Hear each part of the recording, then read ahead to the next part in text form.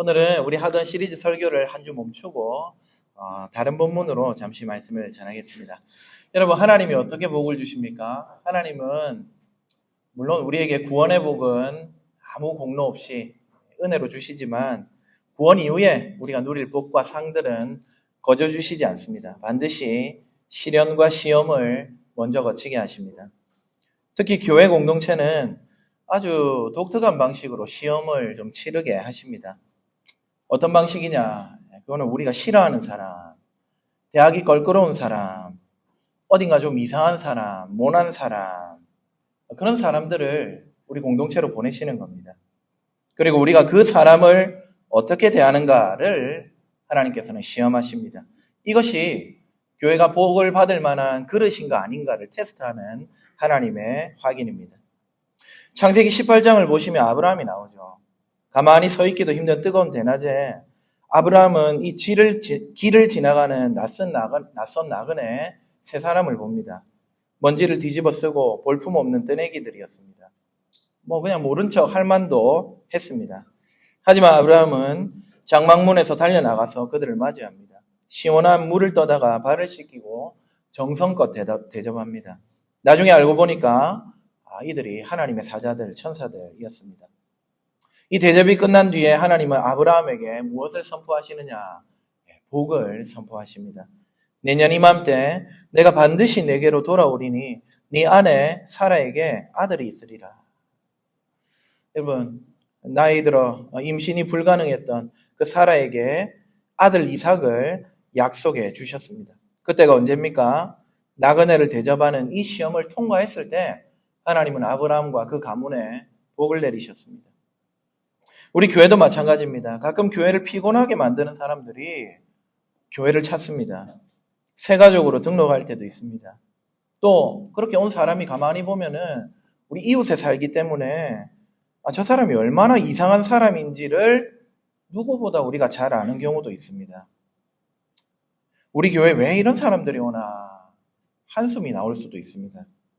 여러분, 그게 바로 우리 교회를 테스트하시는 하나님의 타이밍입니다. 너희가 정말 내 복을 받을 그릇이 돼 있느냐? 너희가 원하고 편안한 이유 말고 내가 보내는 그 불편한 사람을 너희 어떻게 대할 것이냐? 물으시는 겁니다. 저는 오늘 하나님이 주시는 이런 테스트를 어떻게 반응해야 할지 성경을 살펴보려고 합니다. 로마서가 우리에게 힌트를 줍니다. 이 힌트를 잘 따라서 주님이 저와 여러분 개인과 가정 또 이 교회에 주시기 원하는 복을 풍성히 받아 누리는 저와 여러분 다 되시기를 주님의 이름으로 축복합니다. 오늘 우리가 로마서 말씀을 읽었는데요. 로마 도시에 있던 작은 가정들 그 교회에 보낸 편지입니다. 당시 로마 교회도 우리처럼 어려운 시험대에 놓여 있었습니다.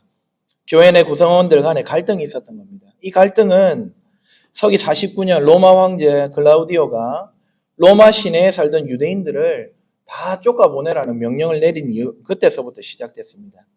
로마의 역사학자 수에토니우스는 황제 열전에 이렇게 기록했습니다. 유대인들이 크레스투스의 선동으로 끊임없이 소란을 피웁니다. 황제는 그들을 로마에서 쫓아내야 합니다.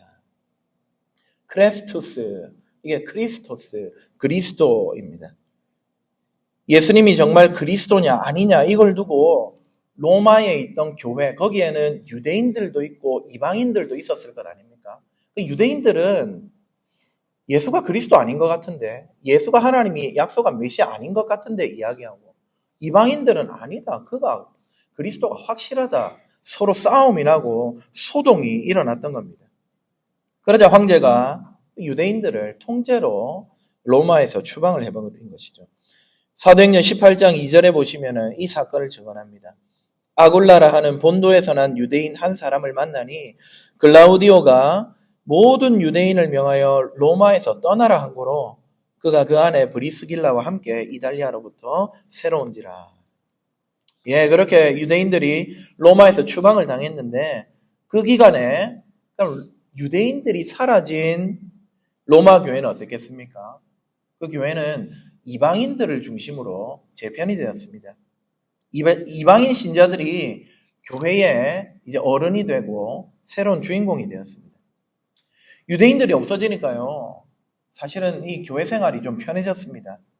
유대인들은 돼지고기 안 먹잖아요. 근데 그 사람들 마음껏 먹어도 됐습니다. 까다로운 안식일 규정들 이방인들은 상관없잖아요. 음식법 같은 거 신경 쓰지 않아도 됐습니다. 자기들끼리 편안하게 예배를 잘 드렸습니다. 그리고 5년이 지난 후에 추방령이 해제가 되었습니다. 쫓겨났던 유대인들이 다시 로마로 돌아옵니다. 빈손으로 돌아온 유대인들은 로마 시내 안에서도 나그네였고 또 그 가운데 교회로 돌아온 유대인들은 교회 안에서 소수파 신자가 된 것입니다. 여기서 문제가 발생합니다. 이미 다수를 차지하고 기득권을 쥐고 있던 이방인 성도들의 이 유대인 성도들을 저 인간들 믿음이 약하다 보니까 쓸데없이 율법의 행위들을 지키려고 한다. 안식일 꼭 지키려고 하고 돼지고기 안 먹으려고 하고 그렇게 하는 것 아니냐. 그런 사람들이라고 평가를 했습니다. 오늘 본문 1절에 믿음이 강한 우리는 이라고 할 때 믿음이 강한 사람들은 유대인들이 아니고 바로 이방인 신자들을 이야기합니다. 문제는 그런 다수파인 이방인 성도들이 소수인 유대인 성도들을 배척 했다는 점입니다. 돌아온 유대인들은 갑갑했습니다. 음식법도 절기도 안 지키는 이 이방인들을 보면서 아니 어떻게 저렇게 자기 마음대로 신앙생활을 할 수 있지? 저거는 진짜 하나님을 섬기는 게 아니야 라고 맞섰던 겁니다. 순식간에 교회가 두 패로 갈라졌습니다. 다수파인 이방인들은 자기들이 믿음이 강한 자라고 부르고 소수파 유대인들을 배척했습니다. 유대 신자들은 상처를 받고 자기들끼리 또 끼리끼리 뭉쳐가지고 이방인들과 겸상하지 않았던 것 같습니다. 저 불편한 사람들을 차라리 내보내자 이런 말들이 다수의 사람들 속에서 오고 갔습니다. 이 갈등의 한복판에 있는 로마 교회를 향해서 바울이 바로 로마서를 쓴 겁니다. 율법을 고집하는 유대인 성도들에게는 오직 의인은 믿음으로 구원받았는데 왜 그거 붙드냐고 뭐라 하는 겁니다.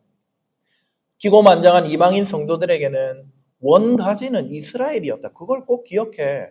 원가지도 꺾으셨던 하나님이 하물며 너희일까 보냐 하면서 그들을 경고하는 겁니다. 그리고 그런 편지의 결론이 바로 사실상 오늘 본문이라고 할 수 있습니다. 바울은요, 이렇게 교회 안에 일어난 이 갈등을 이 성도들이 가진 좋은 성품이나 또 그들이 마땅히 행해야 하는 윤리적인 혹은 도덕적인 행위로 해결하라고 말하지 않습니다. 대신에 한마디를 던집니다. 본문 1절에 뭐라고 합니까? 믿음이 강한 우리는 마땅히 믿음이 약한 자의 약점을 담당하라. 강한 사람들이 약한 사람들의 그 약점을 좀 담당하라. 이게 바울이 말하는 해결책입니다. 여러분, 담당한다 이 말은 무거운 짐을 끙끙 앓으면서도 자기가 든다는 뜻입니다. 마가복음 14장 13절에 보시면 예수님이 물 한 동이를 가지고 가는 사람을 만나, 물을 들고 낑낑거리면서 가는 그 사람, 그 가지고 간다 할 때 그 가지고가 여기에 담당하고 이 말입니다. 요한복음 19장 17절에서는 예수님이 자기의 십자가를 지고 가시는데 그 십자가 진다는 말, 그 진다는 말이 담당한다 같은 말입니다. 십자가의 버거운 무게를 온몸으로 견디면서 걸어가는 행동, 담당한다, 바스타죠입니다. 그런 수고였습니다. 사도 바울은 다수파인 이방인 성도들에게 무겁겠지만 너희가 그 짐을 좀 지고 가야 된다 얘기를 하는 겁니다. 이방인 성도들은 자기들끼리 평안한 교회 생활을 누리고 있었습니다. 그런데 돌아온 소수파 유대인들이 자꾸 옆에서 간섭을 했습니다. 말씀드린 대로 안식일 왜 안 지키고 있어? 할례해야 되는데 왜 안 해? 돼지고기 먹으면 안 되는데 왜 먹어? 이런 말들을 계속 던졌습니다. 이방인 성도들의 눈에 저 유대인 성도들은 교회의 질서를 깨뜨리고 쓸데없이 까다롭게 구는 굉장히 껄끄러운 그런 사람들이었습니다. 불편한 사람들만 내보내면 문제가 해결되는 것이었습니다. 하지만 바울은 그 쉽고 편안한 그렇게 자기를 기쁘게 하는 다수의 사람들이 그들이 원하고 자기가 편리하고 자기가 만족해야 할 만한 그런 일을 막아섭니다. 자기를 기쁘게 하지 아니할 것이라. 다스파인 너희가 그 가난하고 상처받아서 예민해진 그 유대인 성도들을 좀 어깨에 짊어지라. 좀 무겁겠지만 너희가 담당하라고 합니다. 비웃고 수군거리고 쫓아내려고 하지 말고 책임감 있게 맡아주라 부탁을 했습니다. 그러면서 7절에 이런 요구를 합니다. 그러므로 그리스도께서 우리를 받아 하나님께 영광을 돌리신과 같이 너희도 서로 받으라. 어떤 학자는 로마서의 핵심 구절은 오직 의인은 믿음으로 살고 이런 로마서 3장에 나오는 구절들이 아니라 바로 이 구절이라고 이야기를 합니다. 너희도 서로 받아라.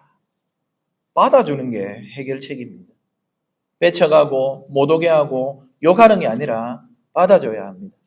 여기 받으라는 말 어느 정도를 뜻하는 말인가 하니까 자기 한 방을 내어줄 때 그리고 그 식탁에 이 낯선 사람을 앉혀가지고 한 식구로 밥을 먹이는 그렇게 영접하는 그런 말입니다. 당시 이방인과 유대인 여러분 마주 앉아서 밥을 먹는다는 거 쉽지 않은 일입니다. 제가 주중에 목양 편지에도 썼지만 남아프리카 공화국 요하네스버그 한인교회에서 오신 담임 목사님을 잠깐 만났습니다. 요하네스버그는요, 이 남아프리카 공화국은 지금도 흑인과 백인 사이에 극렬한 대립이 표면적으로는 좀 잦아들었을지 모르지만은 면면이 흐르고 있습니다. 서로 백인들 모이는 교회, 흑인들 모이는 교회 따로 있습니다. 섞여서 예배하는 교회는 거의 드물다고 보시면 됩니다.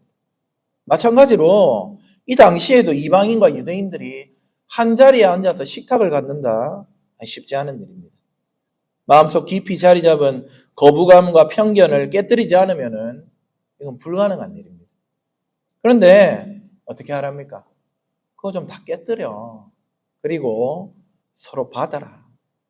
집에도 초대하고 같이 식사하고 환대하라고 말하는 것입니다.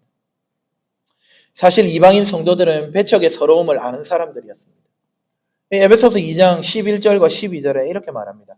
그러므로 생각하라. 에베소 교회는 이방인들이 다수였거든요. 그러므로 생각하라. 너희는 그때의 육체로는 이방인이요. 그리스도 밖에 있었고 이스라엘 나라 밖의 사람이라. 약속의 언약들에 대하여는 외인이요. 세상에서 소망이 없고 하나님도 없는 자이더니. 이방인 성도들이 사실은 원래 처지가 지금 딱 돌아온 이 유대인 성도들하고 과거에 같은 처지였습니다. 그런데 어떻게 했습니까? 하나님이 그들을 받아주셨습니다. 하나님의 식탁에서 거절당해 마땅했던 외인이었는데 우리 하나님은 예수 그리스도 안에서 그들을 용납하시고 함께 떡을 떼고 잔을 나누는 그 성찬의 식탁에 둘러앉게 해주셨습니다. 너희들이 바로 주님으로부터 그런 환대를 받았지 않느냐. 그러니 그 껄끄러운 자들이 유대인 성도들을 그 껄끄러운 자들을 받아주라고 권면하고 있습니다. 로마 교회 성도들은 지금 시험대 앞에 섰습니다. 불편한 그렇게 다시 돌아온 이 세 가족들을 그들은 받았을까요? 그래서 받아서 복을 누렸을까요? 어땠을까요? 네, 결과는 그들은 이 시험을 잘 통과했습니다. 서로 불편해하던 마음을 내려놓고 식탁을 나누기 시작했습니다. 그 내용에 대해서 오늘 성경이 이야기는 하지 않지만은 교회의 역사가 이것을 증명합니다. 로마 교회는 서로 받음으로써 오히려 온 제국을 변화시키는 복의 통로가 되었습니다. 박해 중에도 지하 무덤인 카타콤으로 들어가서 신앙을 지킬 수 있는 담력을 가지게 되었습니다. 게다가 세상에 껄끄러운 사람들, 교회 안에 껄끄러운 사람뿐만 아니라 세상에서도 껄끄러운 사람들을 용납하는 넓은 품도 가졌습니다. 서기 250년경에요. 로마 제국 안에는 그 키프리안의 전염병이라고 하는 이 전염병, 역병이 돌았습니다. 로마 시내에서만 하루에 5,000명씩 죽어나가는 아주 큰 재난이었습니다. 세상 사람들이 전염병에 걸리기 시작하니까 이 사람들을 집에서 내쫓기 시작했습니다. 길가에다 버렸습니다. 심지어 가족도 서로 유괴하기 바빴습니다. 그때 움직인 공동체가 바로 로마 교회입니다. 유세비우스가 쓰는 교회사에 보시면은 알렉산드리아의 감독이었던 디오니시우스의 편지에 이런 내용이 실려 있습니다. 우리 형제 그리스도인들 대부분은 무한한 사랑과 우애로 자신을 아끼지 않았고 서로를 굳게 붙잡았습니다. 그들은 위험을 무릅쓰고 아픈 자들을 돌보았으며 그들의 모든 필요를 수종들고 그리스도 안에서 그들을 섬겼습니다. 그리고 그들과 함께 기쁘게 이 삶을 마감했습니다. 그들은 이웃의 질병을 자신에게 옮겨왔고 이웃의 고통을 자기 자신에게로 끌어당겨 기꺼이 감당했습니다. 많은 이들이 타인을 간호하고 치료해 주다가 정작 자신은 그들의 죽음을 건네받아 대신 죽어갔습니다. 이방인들이 보기에 기독교인들은 정말 이해할 수 없는 이상한 사람들이었습니다. 다들 도망치는 현장 속으로 제 발로 기어 들어가서 유기된 사람들을 때리고 오고 씻기고 먹이고 치유했습니다. 원수까지도 차별 없이 포용했습니다. 이 투박한 환대가 결국은 로마 제국을 무너뜨린 것 아닙니까? 로마 제국, 팍스 로마나 로마의 평화, 이것은 강력한 군사력이 있었기 때문에 로마 제국 치하에 있던 많은 식민지 나라들이 조용했습니다. 그러다 보니까 평화로운 것처럼 보였죠. 이것을 로마는 로마가 주는 평화다, 팍스 로마나다 이렇게 불렀습니다. 근데 아닙니다. 사실은 로마 나라는 힘으로 세상을 다스리고 있었습니다. 그러나 교회는 그리스도께 배운 대로 서로 받음으로써, 즉 환대로서 세상을 정복하고 있었던 것이죠. 교회가 성장하고 세상의 복의 통로가 되는 비결 다른 데 있지 않습니다. 전도 축적 크게 하고 연예인 모시고 그래서 사람들 많이 와가지고 설교 듣고, 여러분 그런다고 세상을 잘 섬기는 것이 아닙니다. 물론 그런 부분도 필요할 겁니다. 부인하지 않습니다. 하나님이 우리에게 보내신 껄끄럽고 모난 사람, 그 사람을 공동체가 서로 받을 때에 비로소 하나님께서는 우리 교회에 복을 주시고 또 우리 교회는 복을 흘려보내는 통로가 될 것입니다. 그 시험을 통과한 교회만이 진짜 하나님이 주시는 복을 누릴 수가 있는 것입니다. 하나님이 당신의 백성을 다루시고 복을 주시는 원리는 처음부터 끝까지 사실은 이런 모습이었습니다. 구약에도 보시면 똑같은 원리가 나타납니다. 출애굽기 18장에 이스라엘 백성들이 홍해를 건너서 광야에 들어섰습니다. 여러분 10가지 재앙 다 지나고 광야로 들어왔으니까 이 백성들이 다소 지치고 예민하지 않았겠습니까? 사소한 일에도 소리를 질렀습니다. 차라리 애굽에서 죽었으면 좋았을 것을. 모세 네가 우리를 이 곳으로 인도해가지고 여기서 고기도 못 먹게 하고 물도 못 마시게 하고 여기서 죽게 하려고 우리를 데리고 나왔구나. 여러분 그렇게 막 원망하고 극도로 예민해 있던 그런 상태였습니다. 그때 이 이스라엘 공동체에 한 낯선 불청객이 방문을 합니다. 바로 모세의 장인이자 미디안의 제사장이었던 이드로. 미디안의 제사장, 미디안은 이스라엘 나라가 아니잖아요. 맞죠? 그러니까 이 모세 장인은 우상 숭배하던 무당이었던 겁니다. 하나님 나라 백성 아닙니다. 철저하게 외인입니다. 그런데 이 이방인 노인이 가만히 보니까 모세가 하고 있는 일처리가 성에 안 찼습니다. 그래가지고 이제 막 온 이 이방인이 온갖 훈수를 두기 시작합니다. 18장 17절에 모세의 장인이 그에게 이르되 네가 하는 것이 옳지 못하도다. 여러분 갓 출애굽한 이스라엘 백성들의 입장에서는요, 이 말이 얼마나 무례하게 느껴졌겠습니까? 당신이 우리 사정을 뭘 안다고 참견하고 있습니까? 좀 가만히 있으세요.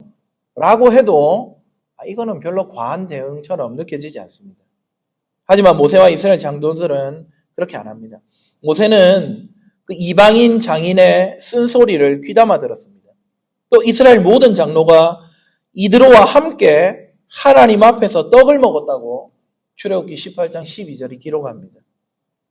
그들을 불편하게 만들던 이방인을 식구로 영접하고 식탁을 열어준 것입니다. 그 환대의 식탁이 끝난 후에 어떤 일이 일어났을까요? 이 이스라엘 공동체는 이드로의 조언을 받아들여가지고 천부장도 세우고 100부장도 세우고 50부장도 세우고 그렇게 합니다. 광야 40년 동안 이동할 동안에 이 공동체를 지탱해주는 행정적인 이 모습이 질서가 이방인을 통해서 세워지게 된 것입니다. 우리가 내 기준에 맞지 않는 껄끄러운 사람을 받아들일 때 오히려 하나님은 그 사람을 통해서 우리 자신과 우리 공동체에 지혜를 주시고 복을 주실지도 모르는 일입니다.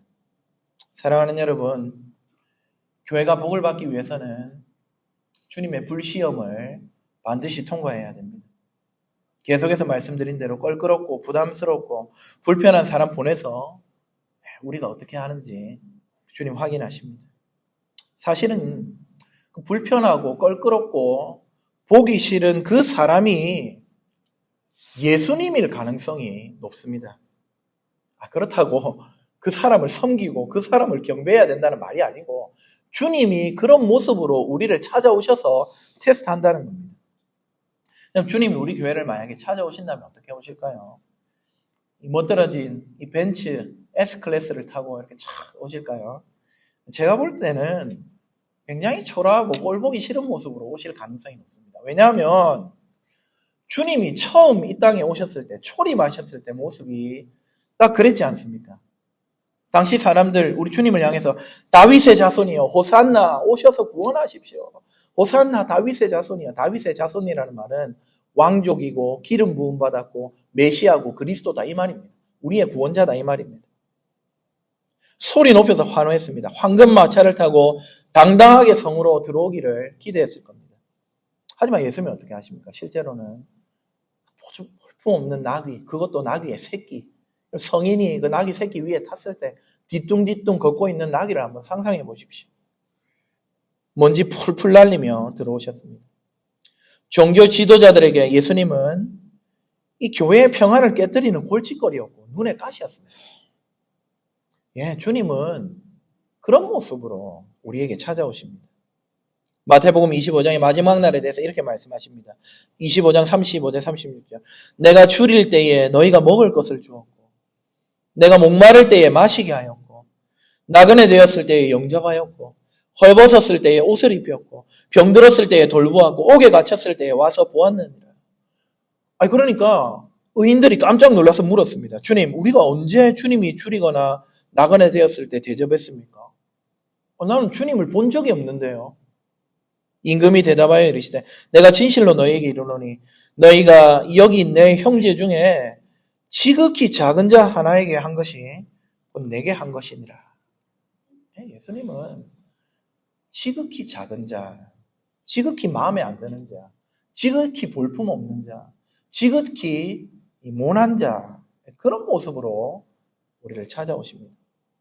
어쩌면 도저히 이해하기 힘들 만큼 이상한 행동을 하는 사람의 모습으로 온 동네에 불편한 소문이 도는 껄끄러운 이웃의 모습으로 우리 예배당 문을 열고 들어오실지도 모릅니다. 여러분, 예수님이 왜 굳이 이런 모습으로 우리에게 찾아오실까요? 우리 시험하려고. 누가 봐도 예수님이면 당연히 잘하겠죠. 우리가 받은 사랑을 흘려보내고 있는지 확인하시려고 그러는 겁니다. 자기를 기쁘게 하지 않고 껄끄러운 이웃을 어깨로 짊어지는 수고를 행하는지, 거친 나그네를 환대해서 식탁으로 받아들이는지, 서로 받고 있는지 확인하고 복을 주시려고 우리 주님 그렇게 일하시는 겁니다. 사랑하는 성도 여러분, 저와 여러분은 모두 하나님께서 기꺼이 받아주신 자들인 줄 믿으시기 바랍니다. 우리 지나온 삶을 생각해 보십시오. 가난 때문에 마음 졸이고 남편 때문에 고통스럽고 자식 때문에 눈물 흘렸고 그런 세월 여러분 다 지나오셨잖아요. 누군가에게 상처를 받고 일이 해결되지 않아서 밤새 잠 못 이루고 그런 날들 다 있었잖아요. 인생의 막다른 골목에서 우리를 받아주신 분이 누구십니까? 우리 구주 예수 그리스도 아니십니까? 또 교회 아닙니까? 만약에 주님이 또 교회가 우리를 향해서 문을 걸어 잠궜다면 오늘 우리는 어떻게 했습니까? 저 사람은 너무 가난해서, 저 사람은 상처가 너무 깊어서 성격이 좀 모나, 신앙생활하기 껄끄러. 저 사람 소문이 이래저래 안 좋아. 주님이 그런 식으로 우리를 배척했다면은 오늘 우리는 이 예배 자리에 존재하지 못했을 것입니다. 우리가 이 예배당에서 평안을 얻고 또 교회 안에서 삶의 소망을 다시 발견하게 된 것은 우리를 기꺼이 받아주신 우리 구주 예수 그리스도의 은혜가 있었기 때문입니다. 여러분, 우리가 환대받았잖아요. 우리가 용납받았잖아요. 우리가 그 큰 사랑에 빚을 졌잖아요. 그런데 이제 와서 눈에 거슬리고 귀에 불편한 소문 들린다고 사람을 슬그머니 밀어내려고 해서 되겠습니까? 세상 나라는 그래도 됩니다. 세상 나라는 시끄럽고 쓸모없고 불편하면 보내도 됩니다. 하지만 교회는 그러면 안 됩니다. 갈 곳 없는 영혼들이 이 문마저도 밀려난다면은 나가가지고 저 이단에 빠지면 어떡할 겁니까? 절에 가면 어떡할 겁니까?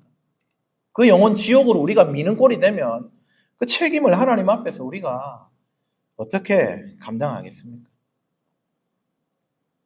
만약에 우리가 매주 교회에 와서 아무 불편함 없이 그저 나를 인정해주고 존중하는 사람들과만 웃고 떠들다가 집에 간다면 그럼 그거는 오늘 말씀이 말하는 것처럼 그건 자기를 기쁘게 하는 일일 가능성이 많습니다.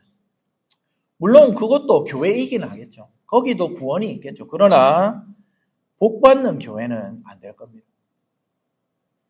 교회는 기꺼이 어깨를 내어주고 불편한 사람을 서로 받아주는 그런 곳이라야 합니다.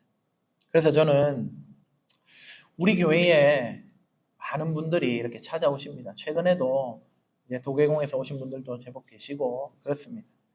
저는 실정법을 어기는 중대한 범죄, 또 우리 교회 안에 성도들에게 실제로 물리적으로 해코지하고 위해를 가하는 그런 일이 아니라면은 나머지 일들은 좀 시끄럽고 좀 어색하고 좀 마음에 안 들어도 우리가 좀 받아줄 수 있는 그런 여유가 있으면 좋겠습니다. 자기를 기쁘게 하지 말고 내가 편한 길만 생각하지 말고 불편한데 왜 안 불편합니까? 여러분, 은혜가 있다고 불편이 사라집니까? 은혜는 그런 게 아닙니다. 불편이 제거되는 게 아니고 불편을 견딜 수 있는 인내를 주시는 겁니다. 그게 은혜입니다. 불편하더라도 환대하면 좋겠습니다. 요즘 사소한 일에 몇몇 성도님들이 출렁거리는 것을 봅니다. 교회에 들어온 어떤 사람 때문에 교회의 기둥 같은 일꾼들이 흔들리는 모습을 봅니다. 양해하고 들으십시오. 미친 사람이라느니, 기도하는 우리의 마음을 아프게 한다느니, 이런 소리를 누가 했는지는 모르겠지만 전해 듣습니다. 여러분, 한번 생각해 보십시오. 우리 교회 역사가 42년입니다. 여러분, 신앙의 연수까지 생각하면은 훨씬 더 많은 시간을 신앙생활하고 믿음 생활했습니다. 그런 공동체가, 그런 개인이, 그런 직분자가 흔들릴 일이 뭐가 있습니까? 왜 불안합니까?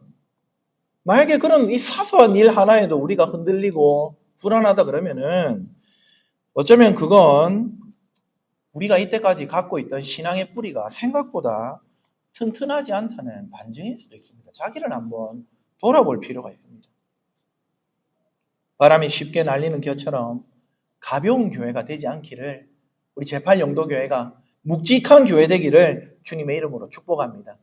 모진 비바람을 다 받아내면서도 여러분, 자리를 지키고 있는 저 앞에 있는 5, 6도 있지 않습니까? 이럴 때는 창문이 좀 열려 있으면 좋겠습니다.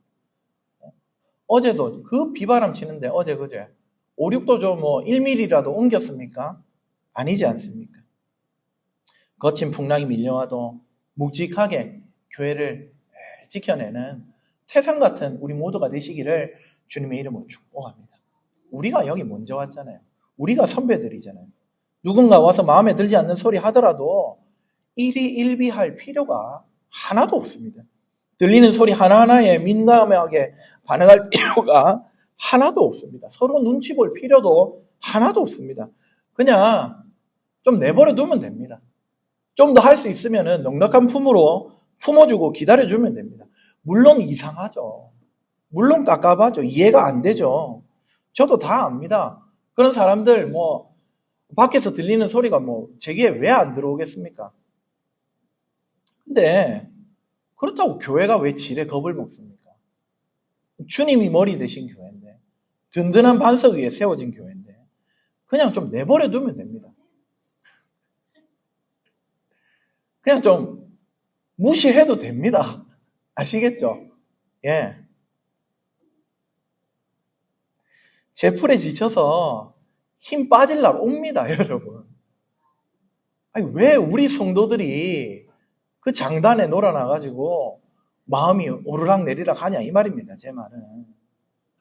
만약에 그렇게 온 사람이 주님이 보내신 자가 아니라면 이 교회는 주님의 교회이기 때문에 주님께서 그 가라지를 뽑으실 겁니다.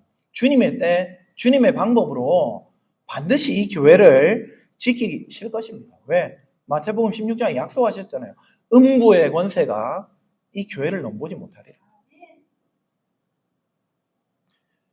정작 아멘 해야 될 사람들 왜 안 합니까? 음부의 권세가 넘보지 못하는 줄 믿으시기 바랍니다. 예배당 안에 품위가 흐르고 묵직한 기도의 물줄기가 잡혀 있으면은 거칠고 아픈 인생들 결국은 다듬어질 것입니다. 애매한 사람, 모난 사람, 불편한 사람, 그런 사람들 교회 오면 서로 받아줍시다. 그때가 바로 하나님이 우리의 교회를 시험하시고 복 주시려고 준비하고 있는 때인 줄 알고 그들의 짐을 우리가 어깨에 지고 좀 기다려줍시다. 너무 반응하지 말고 품어줍시다. 너희가 정말 내 봉을 감당할 수 있는 교회구나.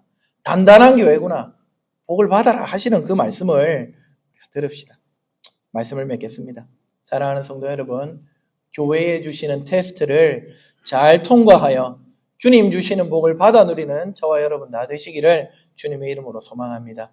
태산처럼 묵직하게 그렇게 자리를 지키고 그리스도처럼 너그럽게 서로를 받아서 하나님 주시는 모든 좋은 복들, 모든 좋은 상들 풍성히 누리시기를 주님의 이름으로 축복합니다. 아멘.